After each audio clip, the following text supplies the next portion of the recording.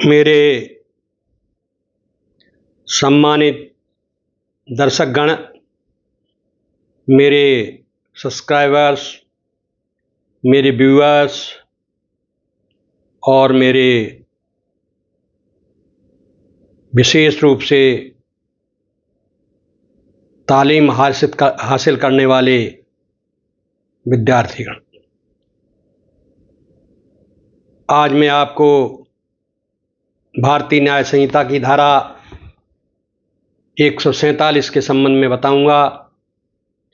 जैसा कि आप लोग जानते हैं, मैंने पहले वाले वीडियो में बताया था कि मैं भारतीय न्याय संहिता 2023 BNS की धारा 1 लगायत 146 तक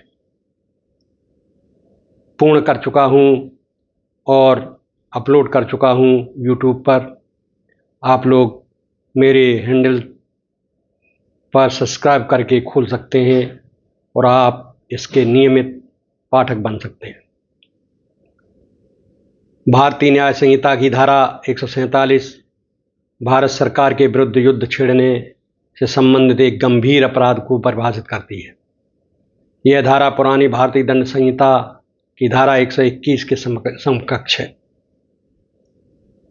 जो कोई भारत सरकार के विरुद्ध युद्ध करता है या ऐसा युद्ध करने का प्रयास करता है या ऐसे युद्ध करने के लिए उकसाता है, उसे मृत्यु दंड दिया जाएगा या आजीवन कारावास की सज़ा सुनाई जाएगी और वह जुर्माने के लिए भी उत्तरदायी होगा। यह धारा न केवल प्रत्यक्ष युद्ध छेड़ने को अपराध मानती है, बल्कि उसके प्रयास या उकसावे को भी समान रूप से दंडनीय ठहराती है। युद्ध छेड़ना से तात्पर्य सरकार की संप्रभुता, अखंडता या सुरक्षा को खतरे में डालने वाले किसी भी संगठित आक्रमण से है, जैसे उग्रवादी हमले या विद्रोह। उदाहरण स्वरूप, यदि कोई व्यक्ति सरकारी भवनों पर हमला करने की योजना बनाता या उसे अंजाम देता है तो यह धारा लागू होती है। सजा और प्रभाव: सजा अत्यंत कठोर है, मृत्युदंड या आजीवन कारावास के साथ जुर्माना। यह राष्ट्र की सुरक्षा सुनिश्चित करने के लिए बनाई गई है और धारा 148 में इससे जुड़े षड्यंत्र को भी दंडित करती है। अदालतें ऐसे मामलों में राष्ट्र हित को प्राथमिकता देती हैं। भारतीय न्याय संहिता की धारा 147 के जो तत्व हैं वो आपको बताता हूँ। भारतीय न्याय संहिता BNS की धारा 147 के तत्व भारत सरकार के विरुद्ध युद्ध छेड़ने से जुड़े अपराध को स्थापित करने के लिए आवश्यक है। ये तत्व पुरानी IPC की धारा 121 के समकक्ष है और अदालतें इसे साबित करने के लिए प्रमाण मांगती हैं। युद्ध छेड़ना: आरोपी द्वारा भारत सरकार की संप्रभुता या स्थिरता को सीधे खतरे में डालने वाली संगठित हिंसक कार्रवाई, जैसे सरकारी भवनों पर हमला या विद्रोह, या केवल व्यक्तिगत विरोध नहीं बल्कि सरकार को बलपूर्वक उखाड़ फेंकने का इरादा होना चाहिए।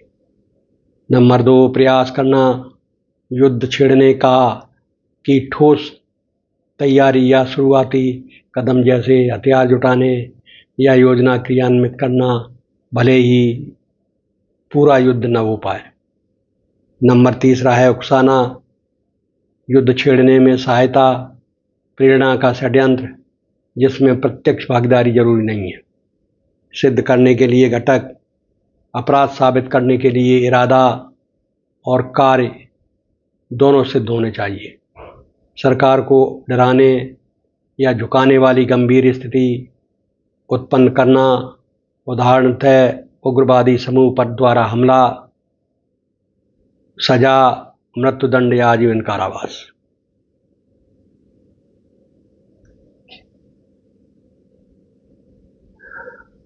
धारा 147 में जो मानसिक तत्व होते हैं, मेंस रिया जिसे बोलते हैं, अत्यंत महत्वपूर्ण है। जो आरोपी के लिए मानसिक तत्व अत्यंत महत्वपूर्ण हैं, जो आरोपी के इरादे को दर्शाते हैं। मुख्य रूप से भारत सरकार को बलपूर्वक उखाड़ फेंकने या उसकी संप्रभुता को समाप्त करने का इरादा स्पष्ट होना चाहिए। युद्ध छेड़ने का इरादा, आरोपी का उद्देश्य सरकार की स्थिरता को हिंसक तरीके से चुनौती देना होना चाहिए, न कि केवल विरोध प्रदर्शन या असंतोष। उदाहरण स्वरूप, सरकारी संस्थाओं पर संगठित हमला करने की पूर्व योजित मंशा, प्रयास या उकसावे की मंशा। यदि प्रयास या सहायता है, आरोपी को युद्ध की सफलता की आशा या सहयोग की ठोस इच्छा सिद्ध होनी चाहिए, जिसमें षड्यंत्र या प्रेरणा शामिल है। सिद्ध के लिए प्रमाण कौन कौन से चाहिए?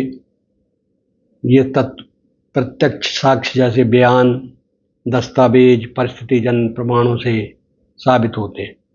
इरादे की कमी होने पर यह धारा लागू नहीं होती। जैसे शांतिपूर्ण आंदोलन, सजा कठोर होने से अदालतें इरादे की गहन जांच करती हैं। इस प्रकार आपने देखा कि धारा 147 भारतीय न्याय संहिता की धारा ऐसी धारा है जो अपनी संप्रभुता की रक्षा के लिए ये कठिन धारा बनाई गई है। इसमें अगर आरोपी दोषी पाया जाता है तो सीधे उसे मृत्युदंड दिया जाता है, फांसी की सजा दी जाती है। और अगर फांसी की सजा न हुई तो आजीवन कारावास तो उसे निश्चित होता है। इसलिए अपने देश की अखंडता, एकता को बनाए रखने के लिए ये धारा बहुत ज़रूरी थी। इसलिए इस धारा को भारतीय न्याय संहिता में शामिल किया गया है। अब मैं इस धारा से आपसे विदा लेता हूँ। अगली धारा में मैं पुनः उपस्थित होऊंगा। तब तक धन्यवाद।